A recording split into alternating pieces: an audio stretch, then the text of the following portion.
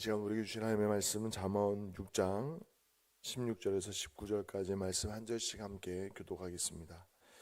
여호와께서 미워하시는 것 곧 그의 마음에 싫어하시는 것이 옛 7가지이니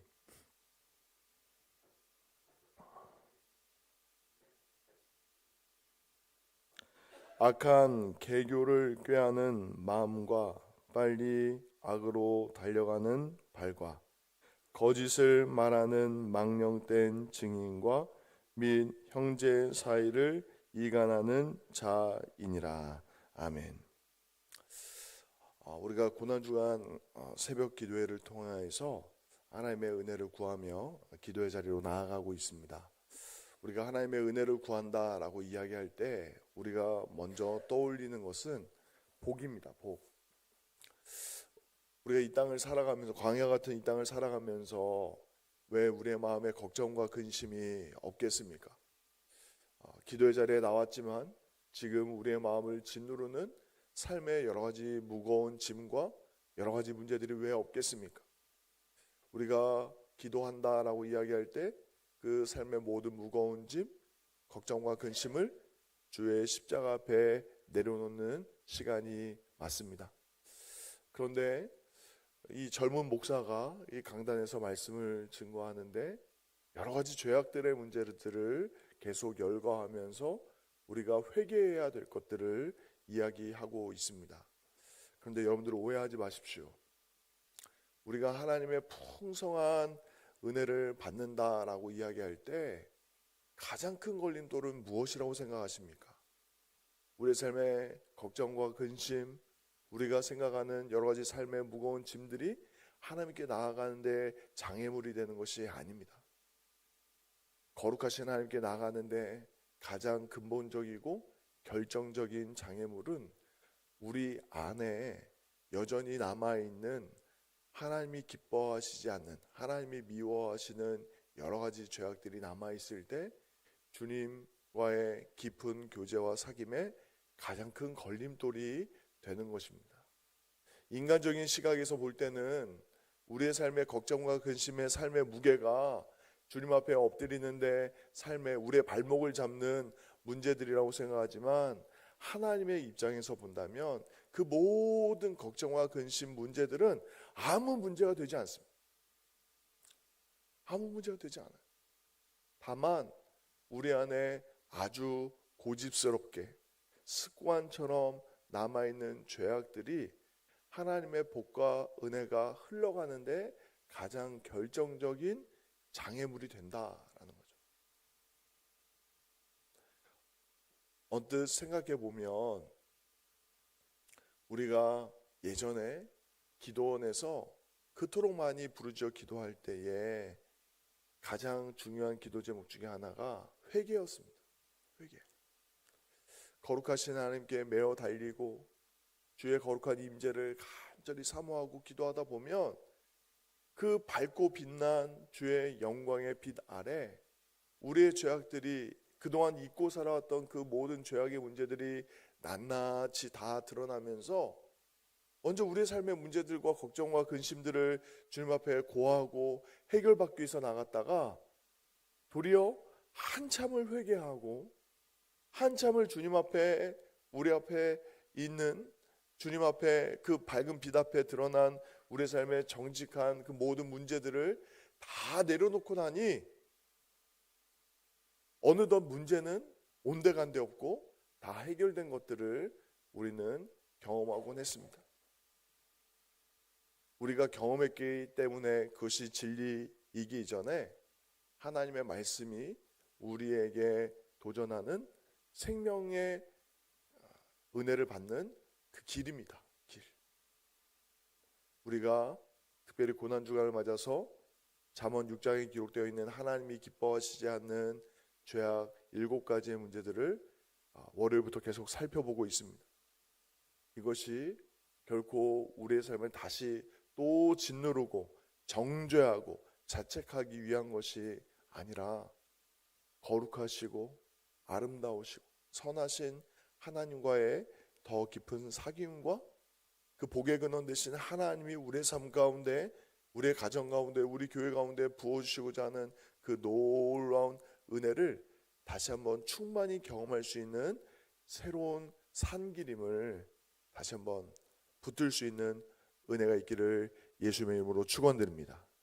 새로운 산길이라고 표현한 것은 이미 우리가 알고 있는, 성경에서 이미 선포하고 있는 말씀이지만 우리가 다시 한번 새롭게 그 말씀을 주의 성령의 인도하심을 따라 다시 한번 우리의 삶을 점검하고 더 주님 앞에 정결케 되고 온전케 되는 귀한 은혜가 있기를 예수님의 이름으로 축원드립니다.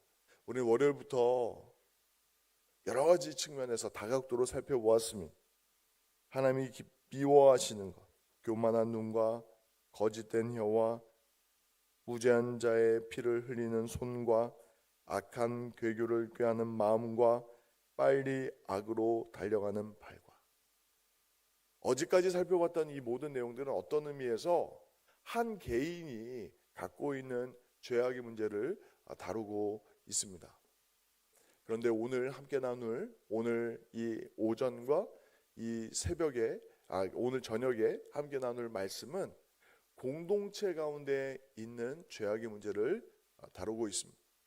먼저 오늘 상반절에 거짓을 말하는 망령된 증인의 문제를 다루고 있습니다.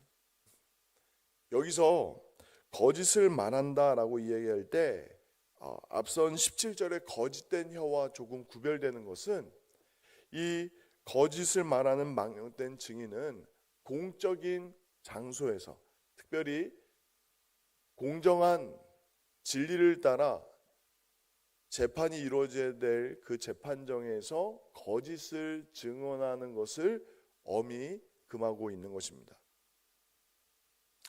특별히 유대 사회에서 이스라엘 백성들 가운데 그 재판을 한다라고 이야기할 때 가장 중요하게 전제되는 것이 있습니다. 그것은 무엇이냐면 거룩하신 하나님이 지금 이 자리에 함께 계신다. 진리의 근원 되신 하나님이 이 재판정 가운데 함께 계시기에 우리는 진실을 말할 수밖에 없다. 하나님이 지금 우리의 진정한 재판장이 되신다라는 믿음이 그 재판장에서 지켜져야 될 가장 중요한 믿음이었습니다. 그런 의미에서 여기서 거짓 증언을 한다라는 것은 1차적으로는 진리 되신 하나님이 미워하시는 죄 가운데 있는 것이고, 2차적으로 생기는 문제는 무엇이냐면 그 거짓을 말함으로 인하여서 진리의 하나님이 거하시는 그 진리의 공동체 안에 신뢰가 깨어지는 문제가 생기게 됩니다. 그러한 맥락 속에서 출애굽기 20장 16절에 십계명에서도 이렇게 말씀했습니다. 내 이웃에 대하여 거짓 증거하지 말라. 이 거짓 증거하지 말라는 말씀도 이 잠언 6장의 같은 맥락입니다. 단순히 거짓말을 하지 말라는 의미가 아니라 공동체의 신뢰를 무너뜨리는, 진리의 하나님이 거하시는 그 진리의 공동체를 훼손하지 말라라고 말씀하고 있습니다. 거짓 증인은 단순한 거짓말쟁이가 아니라 공동체의 정의를, 공동체의 진리를 파괴하는 사람인 것입니다. 그런 의미에서 이 거짓 증인이 갖고 있는 죄의 무게를 다시 한번 생각해 보면서 우리의 공동체 안에 어떻게 진리가 잘 지켜져야 되는지, 우리는 진리 되신 하나님을 섬기며 예배하는 사람으로서 이 땅을 어떻게 살아가야 되는지 잠시 살펴보겠습니다. 민수기 23장 19절 말씀에 이렇게 기록합니다. 하나님은 사람이 아니시니 거짓말을 하지 않으시고 인생이 아니시니 후회가 없으시도다 라고 말씀합니다. 앞서 말씀드린 대로 증인이 그 공적인 자리에서 옳고 그름을 나누는 그 재판정에서 진리만을 이야기해야 되는 것은 그것이 어떤 법적인 책임이 그 가운데 엄중하게 있기 때문이 아니라 그보다 더 중요한 진리의 하나님이 그곳에 함께 계시기 때문입니다. 이러한 측면에서 잠언 19장 5절에서도 이렇게 말씀합니다. 거짓 증인은 벌을 면하지 못할 것이요 거짓말을 하는 자도 피하지 못하리라. 이것은 사회적 정의의 측면에서 이야기하는 것이 아니라 더 근본적으로는 진리의 하나님께 책임을 면하지 못할 것이다. 진리의 하나님이 반드시 갚으실 것이다. 너희가 거짓을 말하는 것, 당장에는 어떠한 유익이 있을지 모르지만 진리를 떠나 거짓으로 자신을 포장하는 것은 하나님께서 반드시 그 책임을 물으신다라고 말씀합니다. 그런데 이 거짓이 가장 극명하게 드러났던 역사적 순간이 있습니다. 그것은 다름 아닌 예수님이 재판을 받으실 때입니다.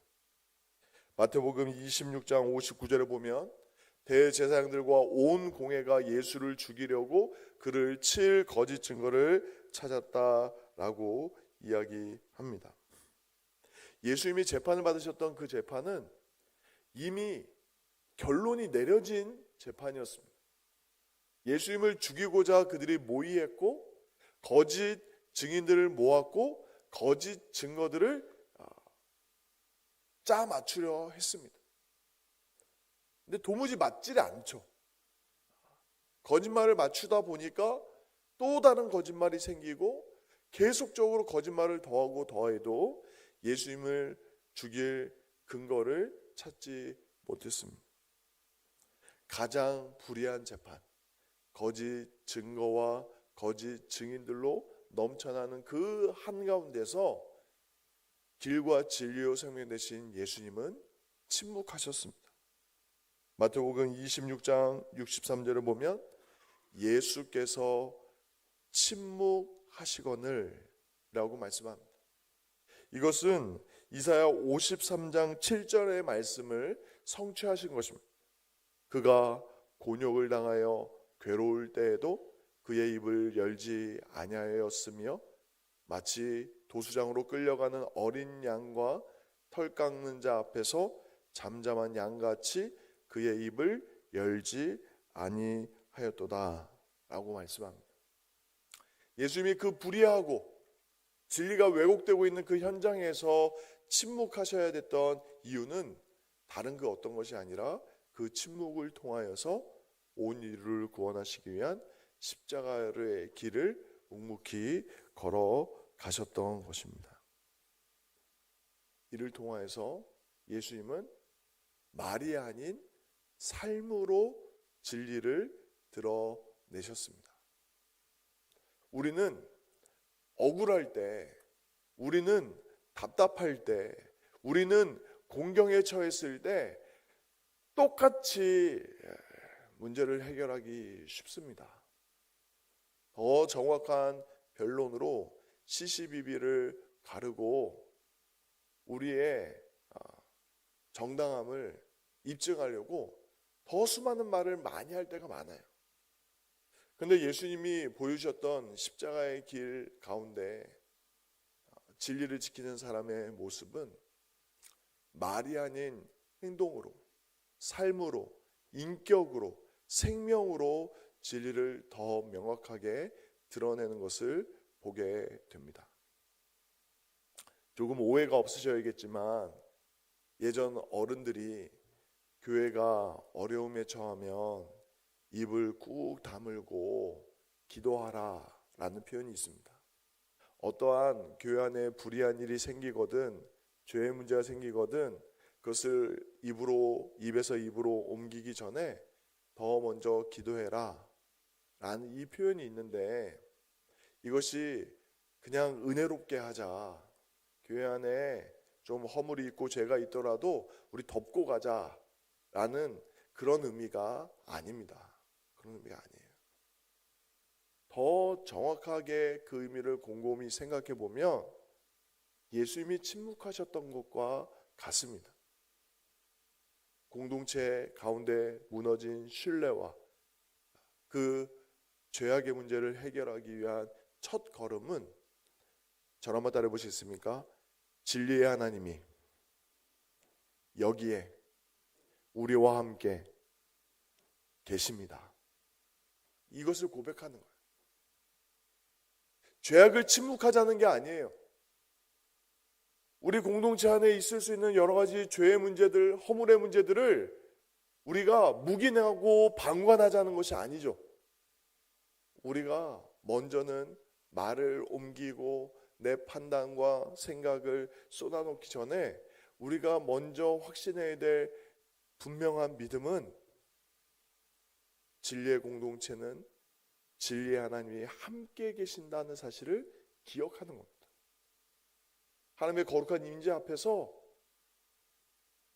먼저 우리가 잠잠해야 될 것은 주님이 지금 이곳에 계시기 때문이에요. 동방예의지국인 우리 대한민국 안에 지켜야 될 여러 가지 예의가 있는데, 어른이 계시면 어떠한 자리에서든지 어른이 계시면 목소리를 더 높이지 않는 것이 우리의 예절이었습니다. 그런데 이것은 영적으로도 동일하게 적용됩니다. 하나님이 지금 우리 가운데 계신다면 우리는 말을 아끼게 되어 있습니다. 하나님이 지금 이 자리에 계시기 때문에 하나님이 말씀하시도록, 하나님이 역사하시도록, 하나님이 먼저 일하시도록 우리가 기도하는 거죠.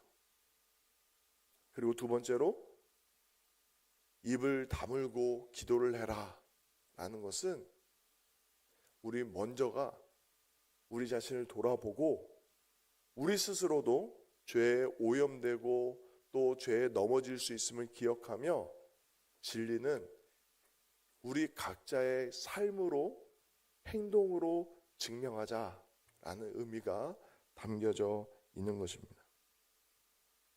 예수님은 거짓과 폭력이 난무하는 그 현장 한가운데서 정확하게 하실 말씀만 하고 나머지는 침묵하셨습니다.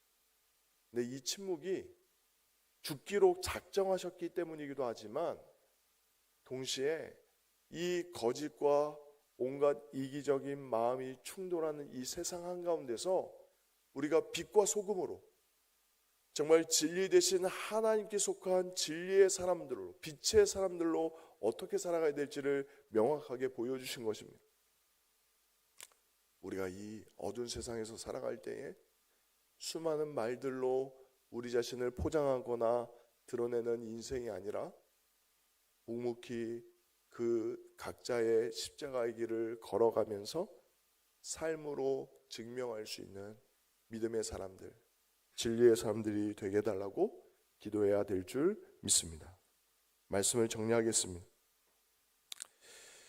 오늘 하나님의 말씀은 단순히 거짓말을 하지 말라라는 정도가 아니라 진리로 삶을 증언하라라고 도전하고 있습니다. 마태복음 5장 14절의 말씀처럼 너희는 세상의 빛이라 말씀합니다. 그래서 예수님께 속한 그리스도인들은 진실을 말하는 사람, 정직하게 살아가는 사람, 이를 통하여서 진리가 생명의 빛이 삶으로 증거될 수 있는 사람으로 우리가 부르심을 받았고 그에 합당하게 살아야 될 줄 믿습니다. 이제는 주신 말씀 가지고 함께 기도하기를